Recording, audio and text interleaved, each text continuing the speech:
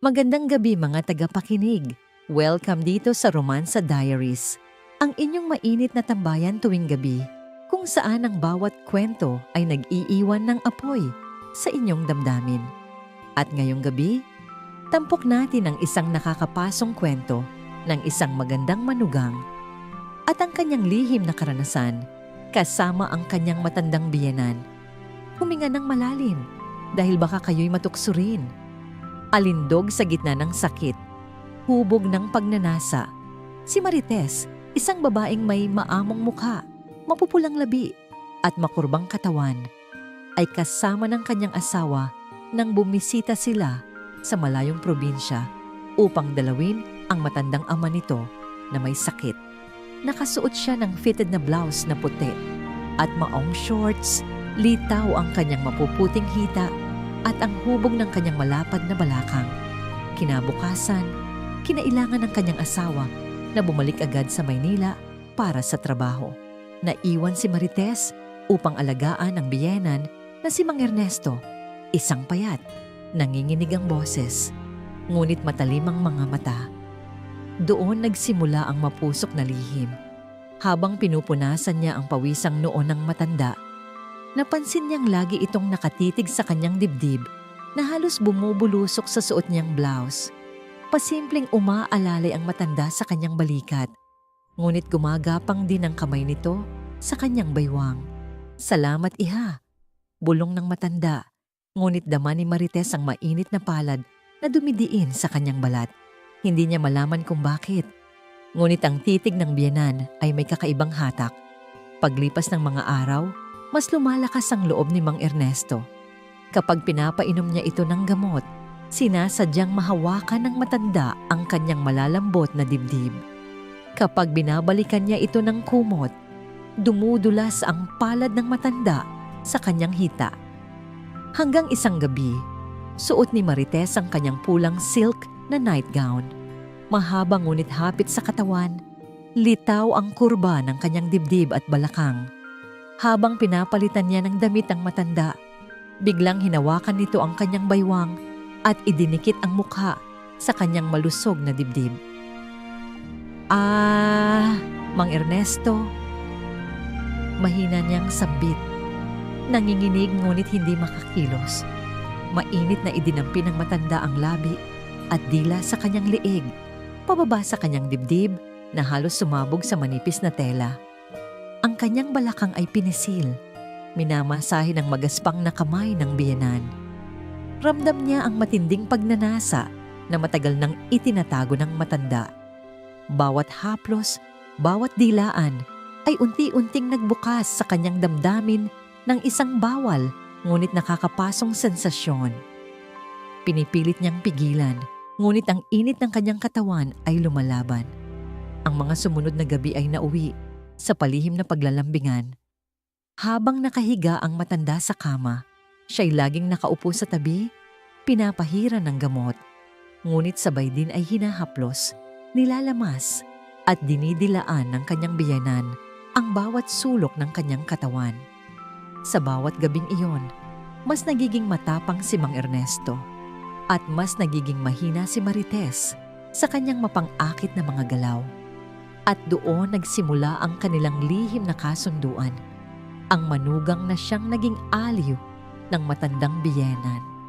Matapos ang ilang gabi ng palihim na paglalambingan ni Marites at ni Mang Ernesto, dumating ang araw na bumisita sa bahay probinsya ang kaibigan ng matanda, si Mang Paul, isang payat, may hawak na tungkod, ngunit buhay na buhay ang kanyang mga mata.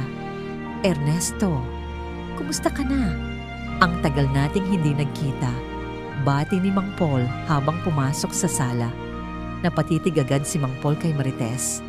Nakasuot siya ng fit na kulay asul na sleeveless dress, hapit sa kanyang katawan at nakalantad ang mapuputing balikat. Sa bawat hakbang niya habang naglalakad, lumalaglag ang lambot ng kanyang dibdib at umaalon ang kanyang malapad na balakang. Siya nga pala ang manugang ko, si Marites, pakilala ni Mang Ernesto. Hindi maitago ang bahagyang ngiti na tila nag-uudyok sa kaibigan. Napatingin si Mang Paul mula ulo hanggang paa, hindi maalis ang titig. Maganda pala talaga ang manugang mo, kaibigan. Bulong niya habang nakataas ang kilay. Habang nag-uusap ang dalawang matanda, nakaupo si Marites sa gilid, hawak ang baso ng tubig. Pero ramdam niya ang mga matang nakasunod sa bawat galaw niya. Hindi lang kay Mang Ernesto, kundi pati na rin kay Mang Paul. Kinagabihan, habang pinapainom niya ng gamot ang biyenan, nakatambay si Mang Paul sa tabi ng kama. Iha, pagod ka na sigurong mag-alaga. Nakakabilib ka, ani Mang Paul, ngunit ang kanyang mga mata ay dumudulas papunta sa kanyang dibdib na halos lumuwa na sa suot na dress. Napatingin si Marites, nahihiya, ngunit may init na sumisiksik sa kanyang dibdib. Ang dalawang matanda, parehong nakatingin, parehong may hangarin.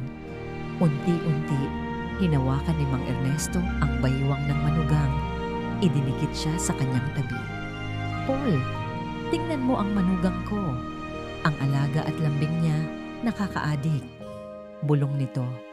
Napalunok si Mang Paul at dahan-dahang nilapit ang kanyang kamay sa braso ni Marites. Ramdam niya ang init ng balat ng babae.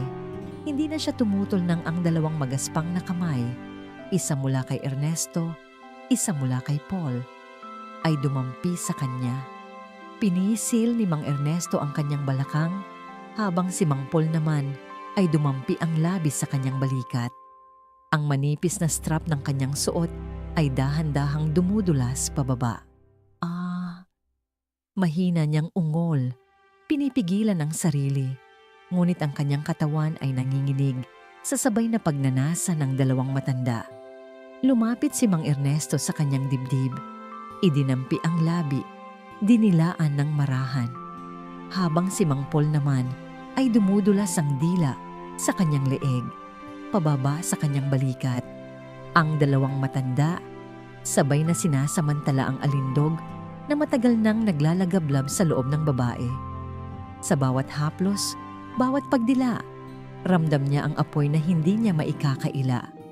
Siya ang naging sentro ng dalawang uhaw na matanda at ang kanyang malalaking dibdib at balakang ang naging pinakaasam na aliw ng gabing iyon. Ang kanilang tagpo ay nauwi sa isang lihim na kasunduan, isang gabi na hindi niya inakalang mangyayari, ngunit hindi na niya magagawang kalimutan. At dito muna natin tatapusin ang pagpapatuloy ng ating kwento, mga tagapakinig. Ang manugang, ngayon ay hindi lamang biyenan ang kaulayaw sa gabi, kundi pati na rin ang matandang kaibigan nito. Sa bawat haplos, sa bawat lihim na gabi, lalong nagiging mas mapusok ang kanilang kwento. Abangan ninyo kung saan pa hahantong ang init na ito. Maraming salamat sa pakikinig dito sa Romansa Diaries. Huwag kalimutang mag-like, mag-share at mag-subscribe. Hanggang sa muli, paalam at manatiling naglalagablab.